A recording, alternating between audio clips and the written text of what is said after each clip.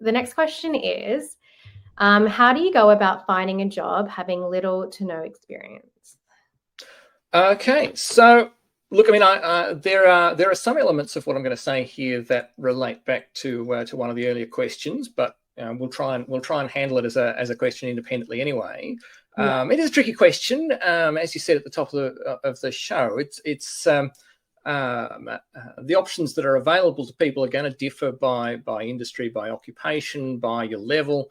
The processes you need to go through, the hurdles you need to jump can be very different. So, a lot of my examples will be way off the mark for whoever asked the question. Hopefully, some of the general principles will be more useful. I guess I would say it's worthwhile, if you can, to go and seek some advice directly from somebody who's in that job. Most people are willing to find some time within the next month to sit down and have a quick coffee with someone and give you their thoughts on getting into that job, into that industry.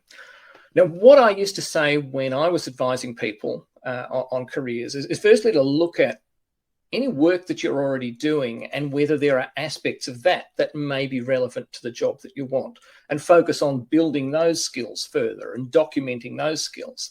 So I had a person who was applying to come and do our master's program in organizational psychology, and there was going to be an interview and we were going to discuss experience, and she was like, I don't have any experience. I don't work in the industry. I said, well, what do you do? She was an assistant manager at KFC. And she wanted to go on and do business consulting work. I said, okay, well, do you need to lead people in that role? Do you ever select people? Do you ever train people? Do you ever need to work on staff morale or deal with difficult customers? Because those are all skills that are fundamental to some of the things that she was aspiring to do. But she wrote that all off because it wasn't the sort of job that she wanted to be doing. So look at the work that you're already doing. Again, looking at that work, explore how maybe you can make that a bit different, whether you can adjust the work to be a little bit more like the job you want. Now, we call this job crafting, and it involves sort of expanding or changing minor aspects of the role to better fit what you want to be getting out of the work. So maybe you could offer to write the department's newsletter. Maybe you could offer to organise a planning day. Do something that isn't currently part of your role, but which might as well be done by you as by someone else, and which you can then make a part of your experience portfolio that you could take to the next job. But it's not just a way of getting experience. It's a way of making your current job a better fit to your interests and your abilities. Often you can find a way of doing that which takes a load off someone else's shoulders. So you might find that someone owes you a favour out of that as well. Think about, is there a way to create your own work? Western Australia School of Performing Arts used to do this big thing of telling its students, don't expect there to be any work. There isn't work for actors. What you need to do is go out and create work. So they would suggest really practical things, saying, you go back to the pub near where you live and go up to the person managing it and offer to run a quiz night, or you go to schools and offer to run after-school drama classes. Find something that isn't currently being done that you could do that isn't offered by someone else as a formal job, but is work that someone might even be willing to pay you for. If it's not something that someone's willing to pay for, is there volunteer work you could do that gets you that sort of experience? Offer to design posters for a community event, help with set design for a theatre group, contact businesses who advertise in the local paper and suggest improvements in their advertising copy.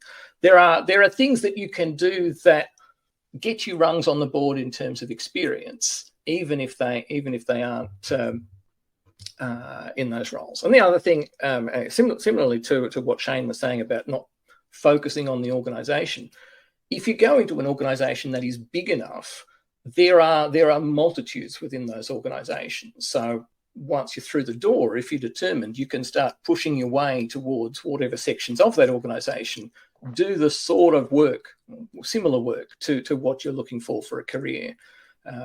It's with any of these things, I guess the message is to try doing something rather than waiting around for the opportunity.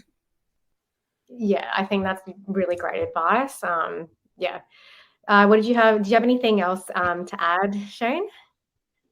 I think it's been to your last point about just, it's about doing something, and I guess researching what type of role you want to get into, and try and track down the people in those roles that you want to speak to, and what is it that you can show them, that how really interested you are in working in that field. Like, is there something that you can do that highly relevant to them? Like, I mean, an example would be like, and this is maybe more relevant to my field, but like, for example, our agency, we have certain clients. Is it like coming up with a spec idea for a client that we have, that it shows like, oh, this person has gone through the effort, they've seen what clients we have, and they've really kind of like, come to me with ideas for their clients. So it shows me their passion and their enthusiasm to work at this place. And even if we don't have a position for them now, maybe I know someone, one of my colleagues or ex-colleagues, that might, if they've made a lasting impression on me, or affected me, maybe I'll pass them on to someone else, because I can't hire them right now. Maybe I know someone that can. And then it gets to your the peer networking. That's why the networking is so important, that maybe someone knows. A lot of opportunities arise from word of mouth as well. So the larger your network and the more larger it is, you those opportunities happen more frequently. Yeah, good advice. I think off the back